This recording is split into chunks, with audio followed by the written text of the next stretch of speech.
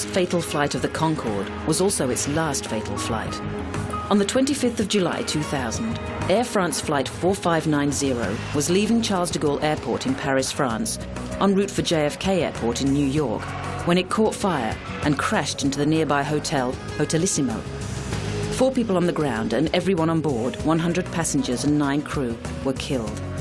The accident was caused by a small strip of titanium which had fallen off an earlier DC-10. This punctured a tyre, and the subsequent blowout led to a fractured fuel tank, fire and engine failure. After the crash, all Concordes were grounded while investigations into their safety were carried out. Modifications were made, including burst-resistant tyres. But before services were resumed, the September the 11th attacks had a severe impact on passenger numbers.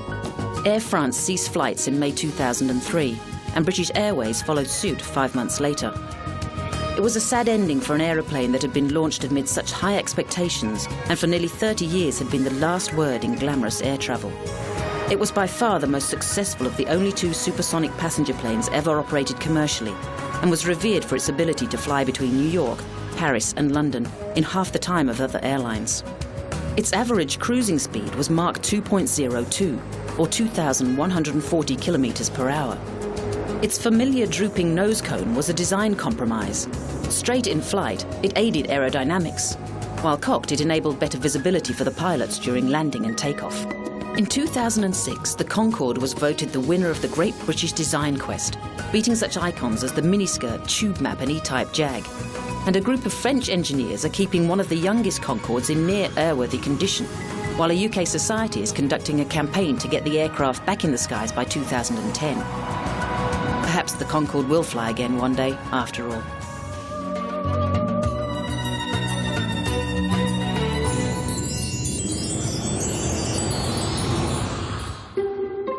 This was the last home of the woman Time magazine called the most delectable sex symbol of the century. 12305 5th Helena Drive, Brentwood, is a surprisingly modest abode for the woman whose face remains one of the most recognizable on the planet.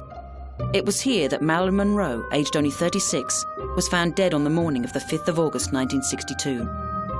While it will probably never now be known whether Marilyn's death was suicide, murder, or simply a tragic accident, what can be said categorically is that there will never be another star like her. At the height of her fame, Marilyn seemed to have the entire world in her thrall. With spellbinding performances in films like Some Like It Hot, Bus Stop and The 7-Year Itch, she also hit the headlines by performing 10 shows in 4 days for American troops in Korea in February 1954. Professionally, this was a triumph for her, but it had a personal cost. When asked to perform, she was actually on a Japanese honeymoon with her second husband, baseball legend Joe DiMaggio, who she'd married the month before. DiMaggio wasn't pleased with the diversion, and other cracks in their marriage led to a divorce just 274 days after they wed. Her third marriage to the great playwright Arthur Miller was also doomed, surviving only 4.5 years. To this day, myriad rumours and conspiracy theories surround not only the method of Marilyn's demise, but to just what extent her alleged lovers President Kennedy and his brother Robert were involved, with eyewitness reports that Bobby visited her house on the night she died. Her funeral was at the Westwood Memorial Park Chapel in Hollywood, with only 30 people attending. The eulogy was delivered by her trusted acting coach Lee Strasberg, and the end of the service was marked by Judy Garland's recording of Over the Rainbow from The Wizard of Oz.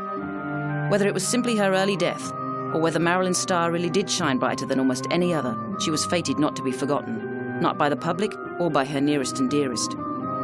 Despite their split, Joe DiMaggio remained very close to her, and for 20 years after her death he had a dozen red roses sent to her crypt 3 times a week.